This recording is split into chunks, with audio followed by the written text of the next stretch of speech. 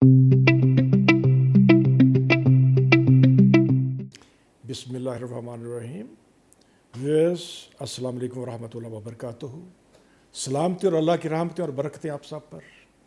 Allah's mercies and blessings on all of you। हमारी आज की जो कहानी है ये रिलेट करती है सिफारिश से।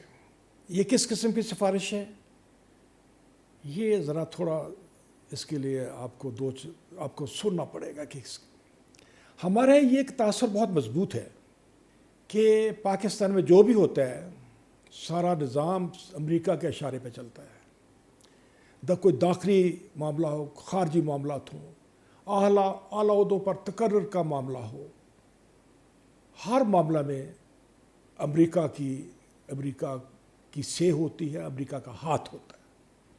जरदारी साहब के ज़माने के NRO का बड़ा चर्चा रहा और अमेरिका की साबिक वज़ीर ख़ारजा कोंडोलीज़ा ने अपनी किताब में लिखा है कि मुशर्रफ साहब का जो NRO था उसका फ़ैसला वाशिंगटन में हुआ। हमीद गुल साहब, आजकल फिर NROs की बात चल रही है और ये भी यकीन मानिए उस वक्त तक ये NRO मेज़ पर नहीं आएगा जब तक इसकी इजाज़त वाशिंगटन से नहीं मिल जाती। जहाँ तक आला ओहदों पर तकर्रुर का ताल्लुक़ है तो जनरल हमीद गुल मरहूम ने एक दफ़ा कहा था, बल्कि कई दफ़ा उन्होंने इस बात को दोहराया कि chief of the army staff बनने का मेरा चांस पक्का था, मगर मैं चीफ इसलिए ना बन सका कि अमेरिका को ये पसंद नहीं था। उन्होंने कहा कि मिनिस्ट्री ऑफ डिफेंस ने जो समरी प्रेसिडेंट को भिजवाई उस समरी में मेरा पहला नंबर और जनरल आसिफ नवाज़ का 6ठा नंबर था। और इस बात की तस्दीक सदर पाकिस्तान, उस वक्त के सदर पाकिस्तान जनाब गुलाम इसहाक खान मरहूम ने खुद की।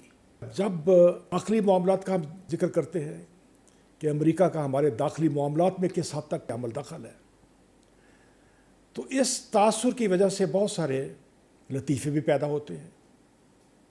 कई लतीफ़ों ने जन्म लिया। बेनज़ीर भुट्टो मोहतरमा शहीद की पहली टर्म थी। एक कबायली सेनेटर इस बात पे मुस्सिर हो गए कि बीबी मेरे बेटे को तुम 3rd सेक्रेटरी लगवा दो अमेरिका में, और बेटे की क्वालिफ़िकेशन ये कि वो 3rd डिवीज़न मैट्रिक पास था। मोहतरमा बेनज़ीर साहिबा ने उसकी बात सुनी कर दी। जब भी वो बात करता तो मोहतरमा मुस्कुरा देती और कोई और बात छेड़ देती। उसे नो भी नहीं कहा, उसे यस भी नहीं कहा। यस तो खैर हो ही नहीं सकता था, उसका दिल रखा, उसको नो भी नहीं कहा। और फिर अल्लाह का करना ये कि जून 1989 में जब मोहतरमा बेनज़ीर भुट्टो अमेरिका के विज़िट पर गई तो वो कबायली सेनेटर भी उनके वफद में शामिल था। अमेरिका में गए तो वाशिंगटन में दावत हुई वफद की। वहाँ पर लाइन में खड़े थे सब लोग जो पाकिस्तान से गए थे, और प्रेसिडेंट रोनाल्ड रीगन सबसे मिले, एक एक बंदे से उन्होंने शेक हैंड किया। और जब वो मिलते और शेक हैंड करते आगे बढ़ते गए, और जब उन सेनेटर साहब के पास वो पहुँचे तो उन्होंने कहा, सर ये गुजारिश है, आप ही कुछ कीजिए, मैं तो बीबी से कह के थक गया, मेरी तो बात वो नहीं सुन रही, तो आप मेरी सिफारिश कर दें, मेरा बेटा को 3rd सेक्रेटरी लगवा दें। प्रेसिडेंट रीगन परेशान हो गए कि ये बंदा क्या कह रहा है, और सभी को परेशानी हुई और प्रोटोकॉल वालों को इस सूरत हाल को संभालने में खासी दुश्वारी का सामना करना पड़ा।